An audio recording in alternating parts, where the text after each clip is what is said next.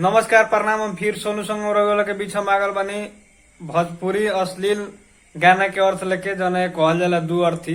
तो चलिए हम ये वीडियो के स्टार्ट करते हैं, ज्यादा समय ना ले हम।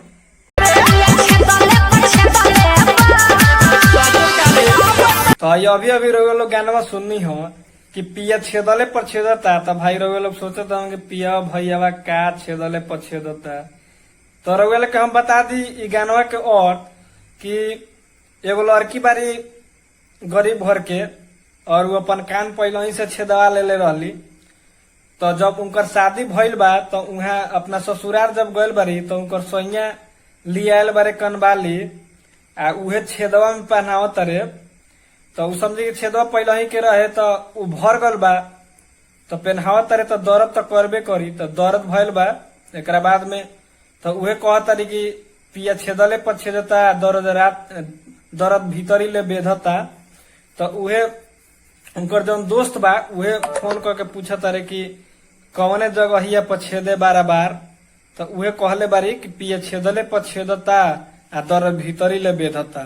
तो रउआ लोग सोचते भाई ये बनाइए कहते कि कान मतलब ये कानवा के बलिया वाला कि पहले ही कान छेदायल बा।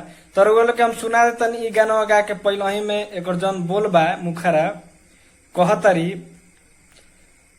कहियो पेनहनी ना बाली का ना बाली आ दुख रहे लड़ी कइये हो आ जब ससुरा में हम ऐनी तो खूब डांट तारे सैया हो। तो उहे उनकर दोस्त बारे जौन कहतरे कि गइलू ससुरारी जब आ तोहरो भातार आ कमने दो बहिया छेदे बराबर तो का दो रात भर बेधले बा।